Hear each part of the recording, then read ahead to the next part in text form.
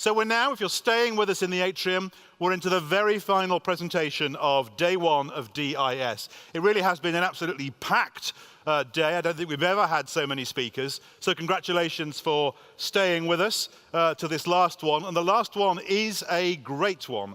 CNN, of course, a news brand we all know about. But when CNN meets social, and we've seen today how social is driving interaction and traffic, and often even removing the need for a website at all, it's really important to see how news and social work together. And to tell us, please welcome the Senior Director of Social News for CNN, Samantha Barry.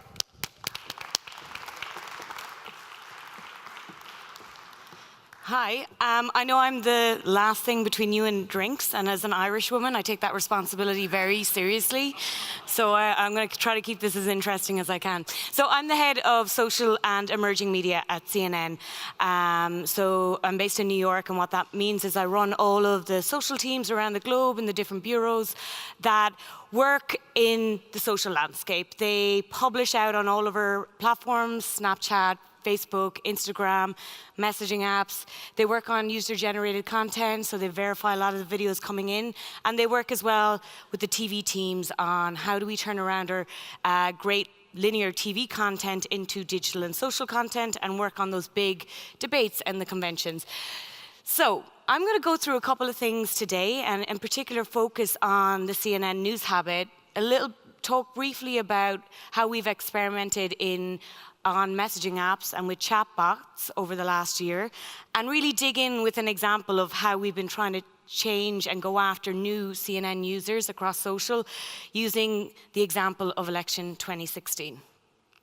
So, when I started at CNN 2.5 years ago, the only metric of success for somebody in my role, and it still is in a lot of publishers and news organizations, was how many people are you driving to owned and operated sites? How many eyeballs are you sending to TV?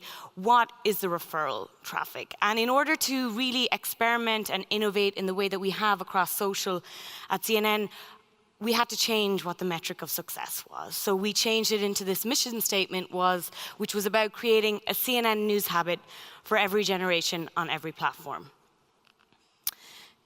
I'm fascinated by news habits, and if you think about it, I grew up in the 80s and the 90s. My news habit was pretty defined, and you had only a couple of touch points for news, right? And it was usually determined by what you actually bought, what was in your house in terms of the television networks, or what the newspaper your parents bought, the TV channels that you had access to. I had access to 2 in Ireland growing up, and also your peer group, and that was usually in face-to-face conversations. News habits now have just been dramatically disrupted by the mobile phone. That little thing in your hand has changed news habits in a way that is accelerated in the last couple of years in particular. And so we decided we had to go after lots of different news habits. Here's a little look at what we call internally the bubble chart. And it's just a little look at all of the places that CNN, some people in this room might think of CNN as a television network. In reality, we're a 24/7 global news organization with a very video-centric motto. We're publishing on all of these platforms, owned and operated, video platforms, social messaging, emerging and on off platforms. And we're really reaching people on those platforms that we hadn't reached before. As the head of social at CNN, I don't necessarily mind if you don't have a television cable subscription in the US. I care that if you are in Snapchat day in, day out, that you're coming back to us 3 or 4 times a week. I don't mind if you don't look at CNN.com on desktop, but I want you to be looking at us on Facebook Live or streaming on CNN Go. I want wherever you live in the mobile ecosystem for you to have a CNN news habit and for us to be the leader in news for you there. So with that in mind, we actually launched on 3 messaging apps last year. We launched online, which is a very Asia-centric messaging app. In March, we launched on Facebook Messenger. In April, Mark Zuckerberg announced at F8 that CNN was going to be one of the launch partners for Facebook Messenger.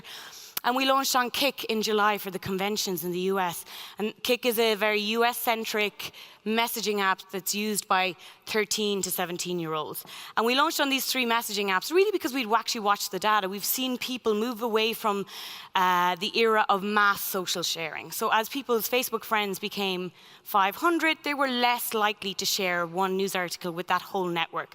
They were more likely to take a piece of content that they were interested in and send it to one person or a few people, or send it to small peer groups. And so we really wanted to get ahead and innovate in the chatbot messaging app world. And you'll see a little bit more of this when we talk about what we did during the elections.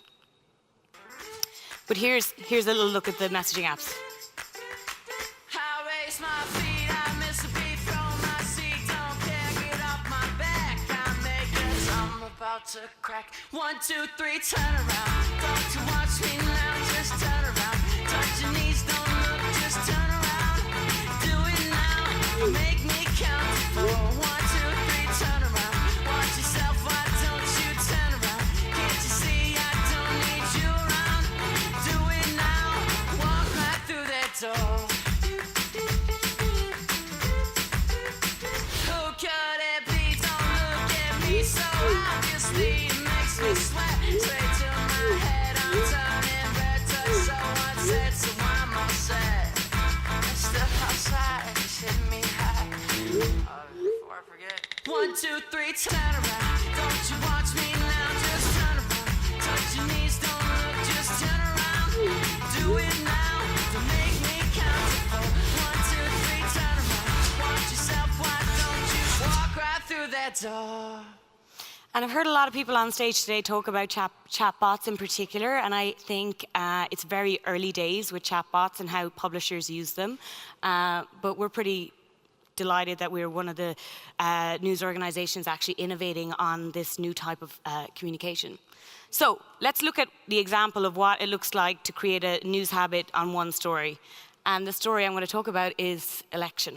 Just the election that over the course of 18 months, we did some amazing experimenting and innovating across different social and messaging platforms. I'm going to take you back to the start. So it was a record-breaking election for a lot of people. This is a picture from Las Vegas in September 2015. So 15. And this was a record-breaking debate for CNN at the time. This is the Republican field, early days. There were many of them on the stage. And at the time, this broke records for CNN TV domestically. 23.1 million people watched it, which was the largest CNN television audience to date at that stage. And it was the 6th largest non-sporting US television event in US history. But it wasn't just TV where people watched this traditional television event, which was a debate. Millions upon millions of people watched it across a live stream that we had on CNN Go and on our owned and operated sites. And on one Facebook page alone, just one CNN Facebook page that night, we engaged with 100 million people with Facebook content on the debate, and 40 million people watched debate video on that Facebook page. So what is traditionally a two-hour television event, we actually turned into a 2-day global trend because we really used the reach of our social and our digital audience across different platforms. We also got a lot of the candidates involved. This election cycle, we saw that all of the candidates were very willing to do social storytelling with us and other publishers and news organizations in the US. This is Nigel Perry. Early on in the election cycle, CNN Politics teamed with Nigel Perry, who's a legendary Vanity Fair photographer, and we wanted to do Instagram portraits of each and every one of the candidates from both sides. This was in Vegas when we got Hillary Clinton to do her Instagram portrait. This started out as an Instagram portrait, these moving cinemagraphs. They quickly became the ubiquitous, iconic images that CNN used everywhere. We use them across all of our television advertising. We use them on billboards in Times Square. They're now in display at the museum in DC, and they are also used in the book that we did about the election, Unprecedented. But think about that. They started out as an Instagram storytelling method. We wanted to tell the story of the debate through an Instagram portrait. We wanted to get all of the candidates involved, and they did. You'll see a little bit of that later. We also got all of the candidates to do Snapchat interviews. This is me with Donald Trump backstage during the Miami debate. And it's another story for a different time, but the Secret Service, the only place they could find for us to do the Snapchat interview was in the men's toilet. So this is the men's toilet in Miami, where we put a black curtain up, and we shot it in a vertical video with a millennial-specific question. And we asked all the Republican and Democratic candidates, and we debuted the first ever Snapchat interviews with all of the US candidates for the election. We also experimented with VR and 360 video. We pushed the boundaries of what telling the story of a debate looks like. So this is Jason Farkas, he runs the VR division at CNN, and we streamed these debates on VR for people in 73 countries that had access to headsets. I remember the DC bureau chief walking around the candidates' teams and saying, "This is the VR camera," and when the teams asked about it, he said, "Let me explain something to you. We filmed debates in HD long before mass consumption of HD TVs, and now when we look back at those debate clips, we look back at them in HD. And we're doing the same with VR. We're covering stories and telling stories in VR where there's still limited access to the advanced VR sets by audiences, but we want to get ahead of the game. We also got photographers around the world to do 360 video that we used predominantly again on Instagram.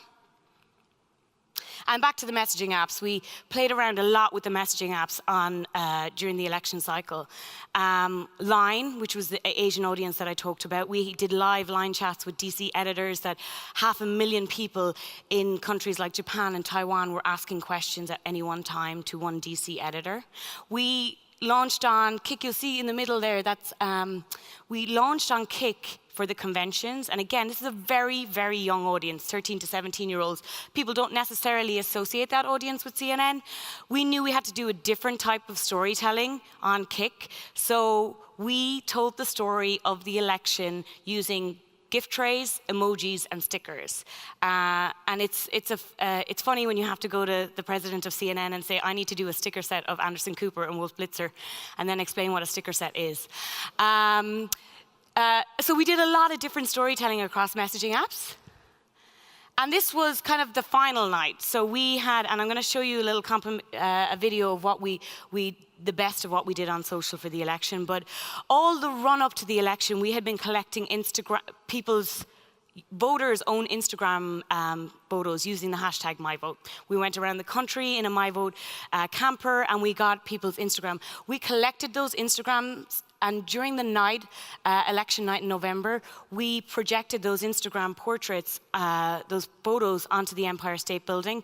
And at the time when Wolf Blitzer called who was going to be the 45th president of the US, we morphed those Instagram portraits into the vision, the image of whoever that was being. We had tested for both. And this is the moment where those Instagram portraits showed up on the Empire State Building as Donald Trump.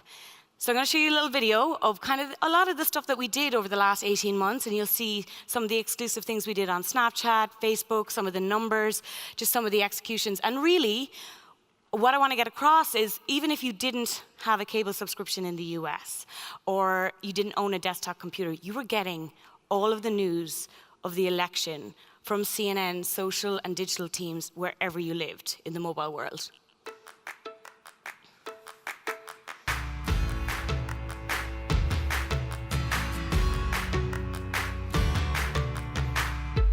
We're going to bring back trade. We're going to have a whole young person's agenda. I will make sure that every single department is doing all that it can. We are going to rebuild our crumbling infrastructure.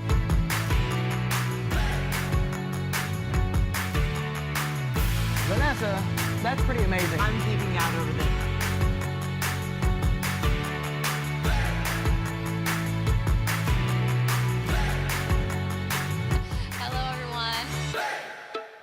This was a white lash against a changing country. Right now, a historic moment. We can now project the winner of the presidential race. CNN projects Donald Trump wins the presidency.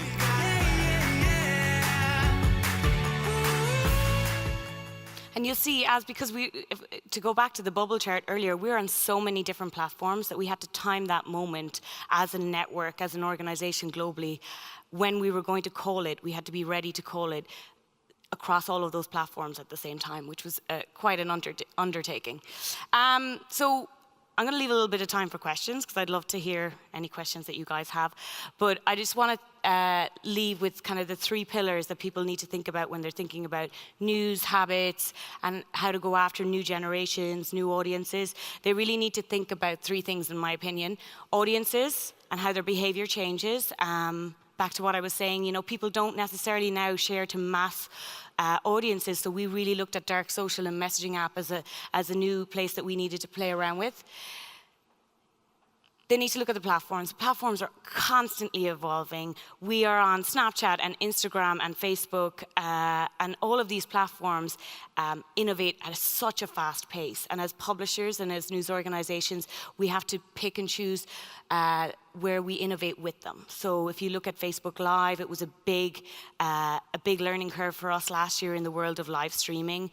If you look what we've been doing across Snapchat with vertical video, you're bringing new kind of muscles into newsrooms, and you're trying new things, and because these platforms are innovating in a really, really fast way. And then the third pillar is just embrace new technologies. I've worked in many newsrooms. I've been a journalist for many a year, and I'm still surprised at how often people are afraid to embrace new technologies and new platforms. One of my bugbears is when I go into some of the bureaus and I ask the journalists what their social platform is, and they only name one, and that's the one they've always used for many a year, and they don't experiment with new types of platforms. I think with the messaging apps in particular, I have quite a young team at CNN and social, and I'd never heard about Kik until one of my 22-year-old producers showed it to me and explained how it worked, and I spent a couple of weeks feeling like an idiot, but I eventually got it, and we decided to experiment with it. So I think newsrooms and publishers from the very top level have to be very willing to embrace new technologies. That's it. I think I've left time for questions.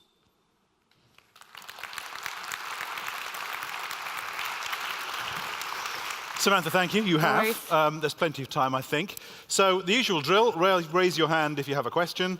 And our gentleman there has jumped right in. So if we could get a microphone over there. Name and organization, please, and then your question. Hi, I'm Oliver from Gruner & Jahr, a German publisher. So in Germany, as you might know, we have elections later this year, and there's a huge discussion in German public and media about fake news and what the influence of social media channels on the US election have been. And Cambridge Analytica have been on various conferences here in Germany recently. So do you have an own analysis how the influence of CNN and CNN channels on the election was in the end? So you probably can't be lucky that an accident like Donald Trump happened finally.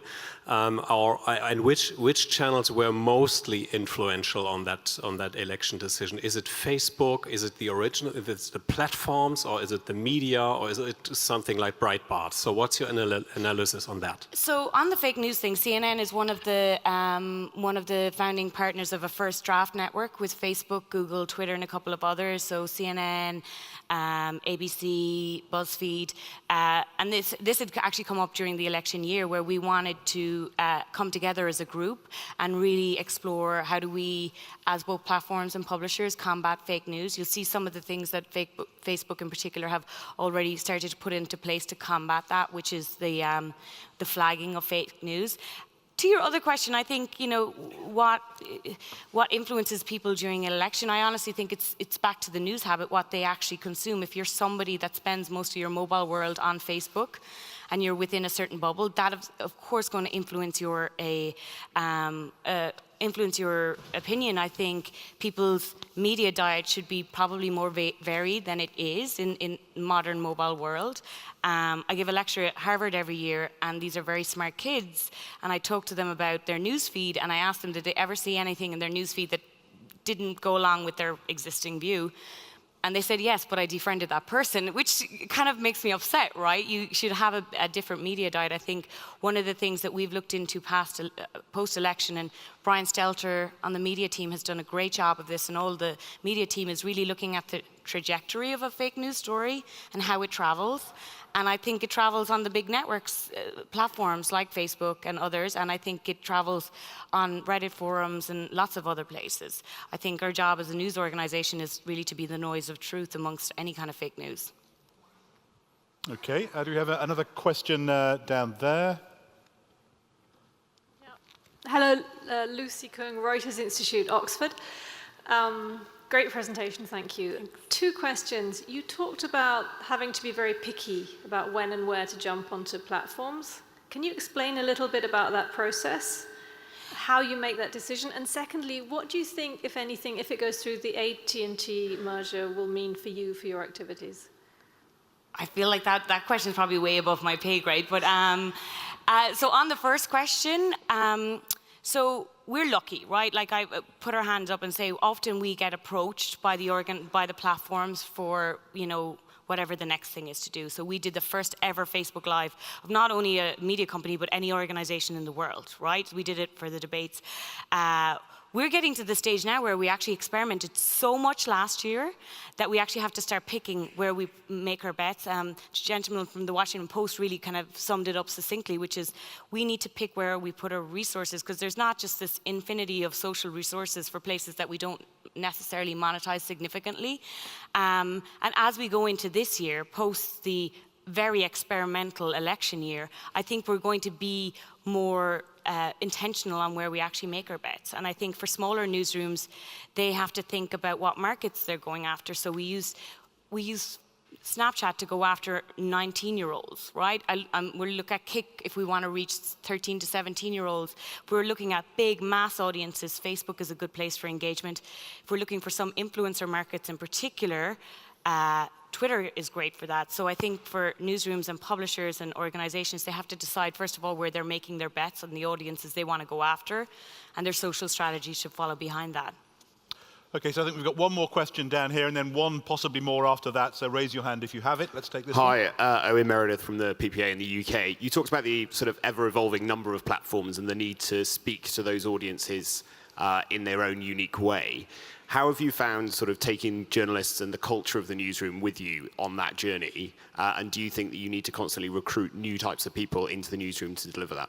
It's a great question. I think you definitely need people that specialize in these platforms to really understand them. But for it to work for us, we needed to get everybody on board. So if you take Facebook Live, for example, we had to make it a priority for both the global and the domestic news gathering that they were going to do it, right? And usually for us, it's been a case of really helping them, holding them through the first process of it, and having 1 or 2 people that are really good at it that show the others how it's done. So if I look at Instagram stories, for example, Will Ripley, who's in Asia for us, is just amazing at it. He's really, really good at it.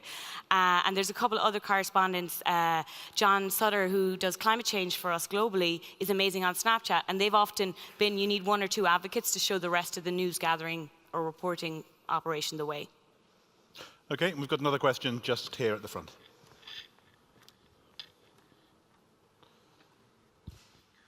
Hi, Christoph Jentsch from CCI. With all the different platforms you have, how do you align the news on all the different channels? Do you have some kind of overall editorial planning? So what we do on the platforms, which is actually a little different to when I started at CNN, is we follow the news cycle of the day. I think there had been occasions that people had scheduled a lot of Facebook content, right? And I'm going to do a health story at this time, I'm going to do this story. And we threw that out, and we followed the news cycle of the day across all of the platforms. Even on Instagram, which I think we were one of the first to adopt, like, let's just do the news of the day as it's rolling. And so as an organization, we're very aligned. We have editorial meetings, and social and digital and TV are all in those meetings in the morning, during the day, and we're working together as a news organization. You kind of saw that from election night, where we had to coordinate every single part of CNN to make sure that everybody got it right when we called whoever that president was going to be across all of those platforms. So I think we're actually doing a good job of it. if you actually take into account the scale of CNN. And we also do a follow the sun. So my teams in the US hand over to teams in Hong Kong that hand over to London. So there's kind of a follow the sun mentality at CNN that helps us out. Okay, if there are no more questions, do raise your hand if there is. But if there aren't, can I ask you please to thank Samantha? Thanks Thank a you very million. much. Thank you. Thank you. Cheers.